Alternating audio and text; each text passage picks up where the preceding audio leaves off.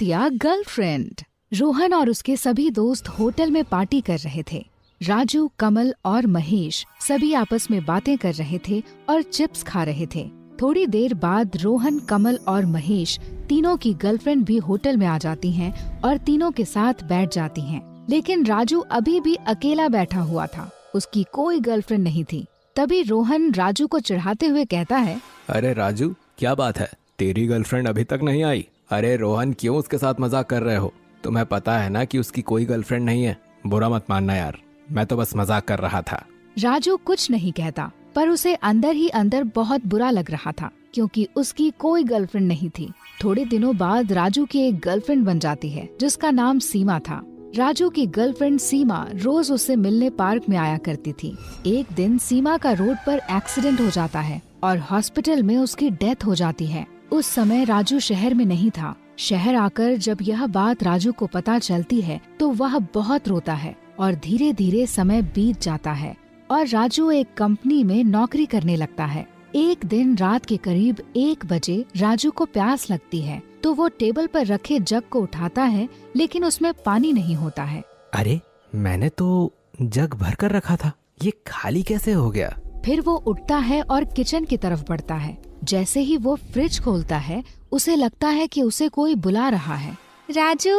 वो पीछे पलटकर देखता है तो कुछ भी नहीं होता। वह जैसे तैसे जल्दी से फ्रिज से बोतल निकालता है और वापस अपने कमरे की तरफ भागता है। अंदर घुसते ही वह कमरे की कुंडी लगाता है और जाकर बिस्तर पर बैठ जाता है। राजू सोचता है, मैंने किसी की आवाज सुनी थी, लेकिन जब मैं पीछे पलटा तो कोई नहीं था।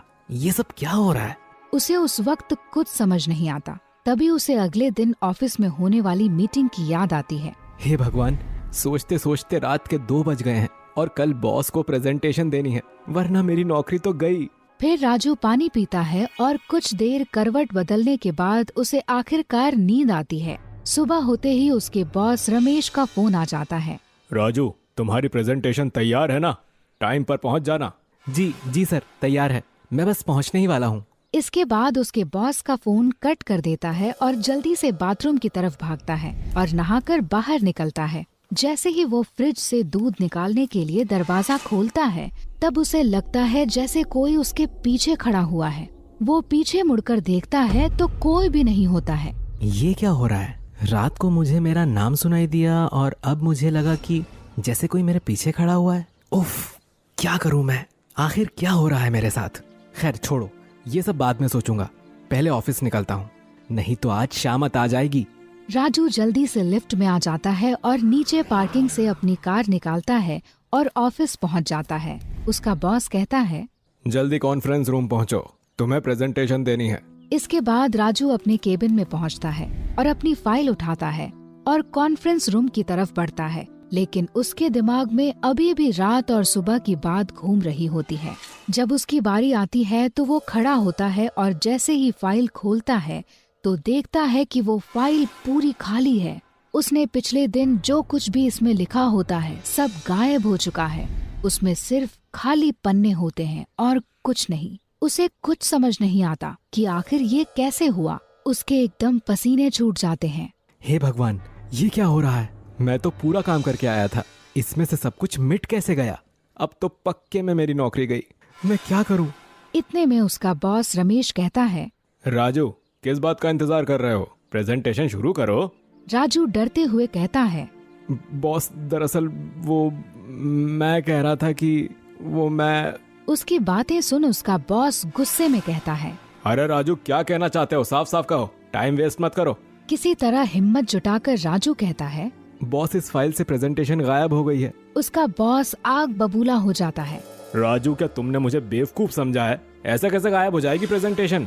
कोई भूत उड़ा ले गया क्या तुम्हारी प्रेजेंटेशन? सच सच बताओ कि तुमने प्रेजेंटेशन बनाई थी भी या नहीं। जाओ, निकल जाओ, और कल से मुझे अपनी शक्ल मत दिखाना। मैं तुम्हें आज ही नौकरी से निकाल रहा हूँ। ये सब सुनकर राजू का दिल टूट जाता है और वो रोते हुए कॉन्फ्रेंस हॉल से बाहर आता है। उसे समझ ही नहीं आता कि आखिर वो प्रेजेंटेशन गई कहाँ। जरूर कोई इस ऑफिस में मुझसे जलता है, जिसने मेरी ये प्रेजेंटेशन गायब की होगी। तभी ये सोचते हुए उसे एक आइडिया आता है। वो सीसीटीवी रूम में जाता है और वहाँ के गार्ड से कहता है कि मेरे केबिन के सामने लगे सीसीटीवी की फुटेज मुझे दिखाओ। उस वीडियो में राजू देखता है कि रात के 1 बजे एक लड़की जिसने सफेद साड़ी पहन रखी है और जिसके लंबे लंबे बाल हैं, वो उसके केबिन में घुस रही है। राजू उसकी शक्ल तो नहीं देख पाता, लेकिन वो उसे देखी हुई सी लगती है। राजू, ये लड़की तो कुछ जानी पहचानी सी लग रही है, लेकिन आखिर ये है कौन? लेकिन वो समझ जाता है कि इसी लड़की ने उसके केबिन में जाकर उसकी फाइल डिलीट की होगी। वो भागता हुआ अपने बॉस के केबिन में जाता है और कहता है कि बॉस, मुझे पता चल गया है कि किसने मेरा सारा काम डिलीट किया है। राजू कहता है कि आपको इसके लिए मेरे साथ सीसीटीवी रूम में चलना होगा।